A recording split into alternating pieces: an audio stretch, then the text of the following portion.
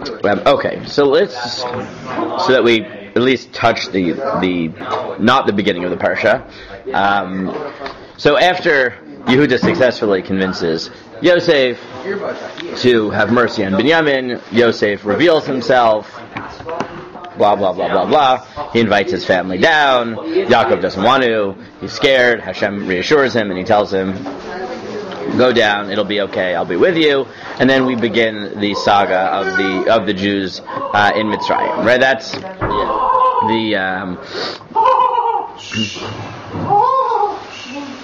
okay.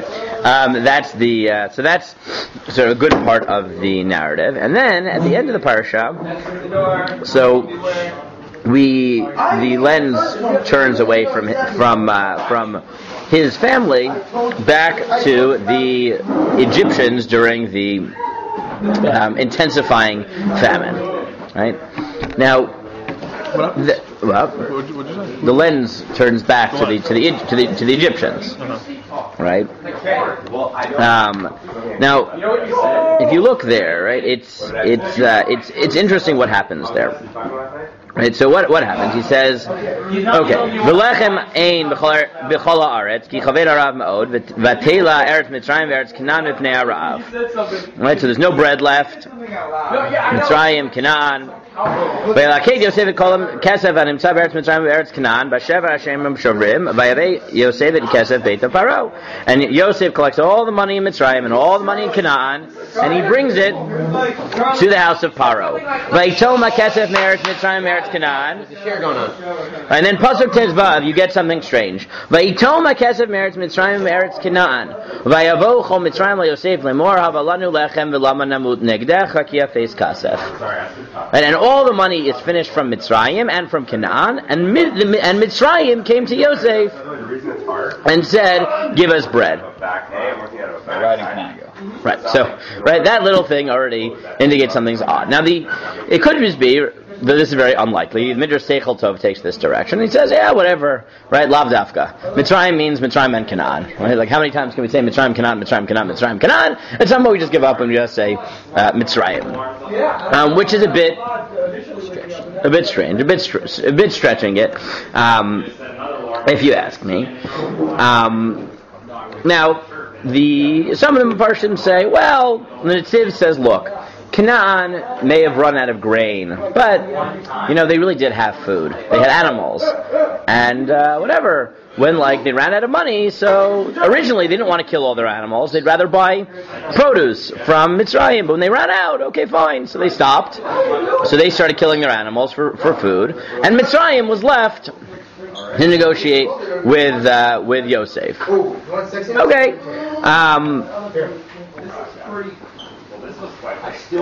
If you look at the Ramban says, "V'yizkir ki tama kesef meretz Canaan, babur ki Mitzrayim b'voam al Yosef yaskiru lo zeh." But the Ramban is a bit cynical here, and he says, "What do? They come to Yosef and they say, look, you don't really have a choice at this point. Give us the food, because what are you going to do with it? Right? There's no money left in the region. Everyone else is poor. Right? Everyone else is impoverished. So you might as well make this deal with us and give us food in return for freedom. Because what do you think? You're going to hold off and you're going to hold out for a better buyer? There are no more buyers. Right? Freedom? Right. Well, that's what they're about to do. Right. We haven't done their negotiating strategy yet. Right. But. Right. But the Ramban says that, look, they come to Yosef and they say, look, nobody has money. Right? Whatever deal we're going to offer you is the only anything you're getting out of this. Right? The money is just gone. We're done. You're really good. Oh my God, Evie. And then they get into their negotiating. They say, look, let's trade for the animals, and then once it's the animals, the land, and eventually it's their freedom. Right? And then Yosef moves them around. But it strikes me that why all of these may be true, the simple pshat of this pasuk, right, is to emphasize something that probably didn't become clear until these psukim. Right? Because if you read from Miketz, right, and you wanted to summarize the financial situation of that region, what would you have said? Fine. So you would have said, everywhere else is bad. Right, that's what you would have said, right? Egypt is fine, everyone else is bad. by the time you get to Vayigash, you find out that's not true. That was a mischaracterization. Right? What really happened? Everywhere is terrible except Yosef. Yeah, exactly. Right? It's not Egypt which is doing well. It's the royal coffers which are doing well. And I think that's really what this pasuk is doing. Right? It's saying Vayitom HaKesem Meretz Canaan Meretz Mitzrayim Meretz Canaan Vayavochol Mitzrayim El Yosef. Meaning, you thought it was Mitzrayim versus everybody else, but it's not. Right? It's the royal treasuries, right? The royal coffers represented by Yosef versus everybody. Right? It's not Mitzrayim versus everybody. Right? Now, that sets up, I think, the end of the parsha in two ways. One is that, and this is a point that Chamalevich points out, right, is that you have all of this, right, all this pressure, right, meaning nobody is free, right? This isn't Mitzrayim versus the world. It's Beit Paro versus everybody. And then, magically, what do you get at the end of the parsha? Not up there yet. What? Not up there. At the end of the parsha, What do you get? You get one exception, except for the priests. Except for the priests. Right? The priests, they get money from Paro.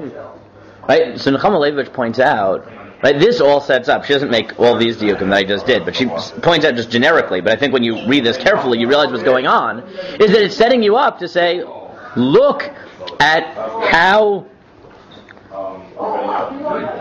Look at the religious leadership culture of Mitzrayim. Right? People weren't in it for religion. Right? They were political cronies. Right? They were court priests. Right? They represented the king. That's why even when it's the world against Beit Paro, and the priests are part of Beit Paro. Now she points out that why is that important? Right? Why is that important theologically? Presumably our priests are not like that. Because they're not. Because what's the difference? What do our priests get? Because they get no nachla ki Hashemu nachlatam. They have to give up their nachala. Right? They have to give up their nachala to become the Kohanim. Right? Which is a very striking contrast. Right? When you realize that it's Beit Paro against the world, except for the priests, because the priests, right? People went into the priesthood, so they would be the exception to everything. The richest of the rich. Right? That only makes it that much more striking when you say that, Jewish Leviim and Kohanim get nothing, right? Meaning, sure, they get truma. That's because they don't have land, right? They have to give up their land, right? Yeah, exactly. Right here, they're the only ones who keep their land. Okay, that's point one.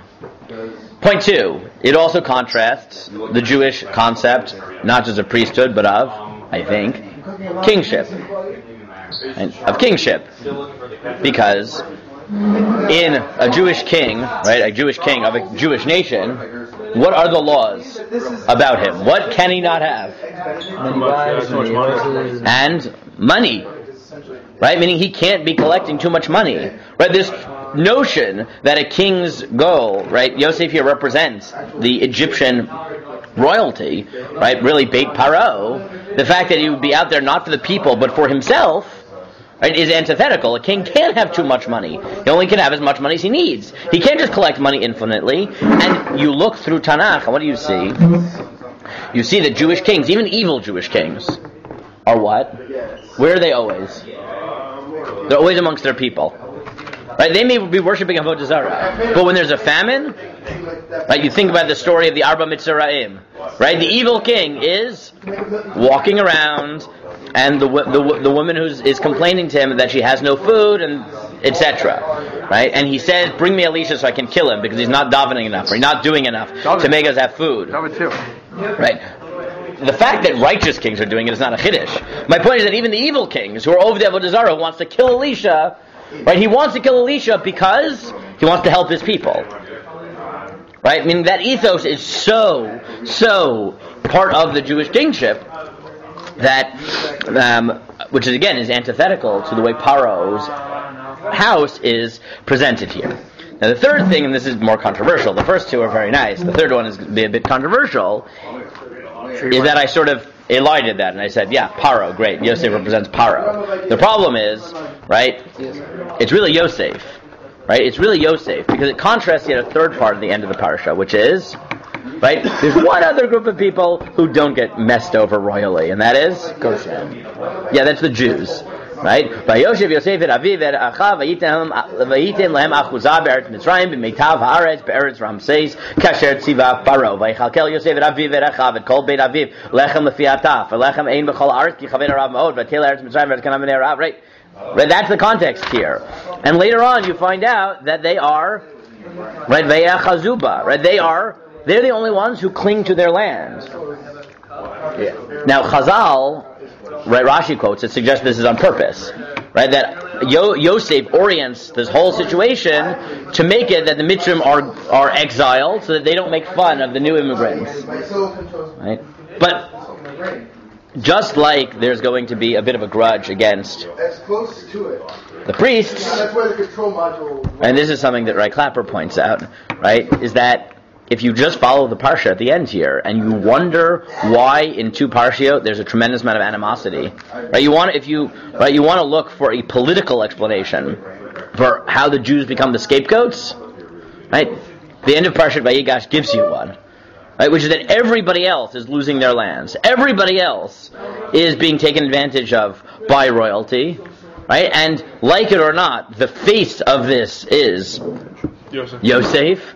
And the only people who are the exceptions are his family, right? Are the priests and his family, right? And if you've got a bunch of immigrants who have someone who's politically powerful, who's in charge of all the money, and is messing you over, forcing you to leave your house, but his family, who did nothing except they were related to the viceroy, comes in, right? There's going to be animosity. Now, you could take that in two directions. You could take that as that's just the description, right? There was nothing wrong here. It's just the reality, right? That political animosity comes from this, right? You don't have to blame Yosef to realize that the political reality that was created around him. Alternatively, right, you can blame Yosef, right? And you can claim that Yosef is not fully innocent in this, right? The fact that he's partaking in this situation in this way, right? And Ray Clapper notes that if you look through Chazal or the Rishonim, you'll find the Chazal and the Rishonim are constantly looking for what sins did the Avot do that led to the slavery in Mitzrayim, right? And he notes that, right, at least one of them or one part of it may be, right, definitely at a political level, the fact that Yosef was involved in this whole process that disenfranchised the entirety of Egyptian society with the exception of his family. Right? And that is the image that is being created. Right? That I'll leave to you to think about whether you're comfortable with those implications, right? But it's clear, right? It's hard to deny that is the political background to what's about to happen. Right? Whether Yosef bears culpability or this is what he was supposed to do, right? And this is part of God's plan, right? It's not Yosef's fault. God orients, right? I mean, God is allowed to, through his hashgacha, lead to his nevuot b'derech hateva.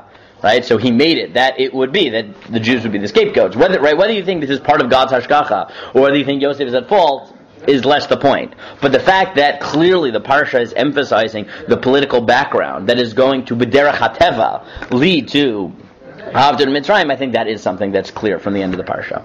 Okay.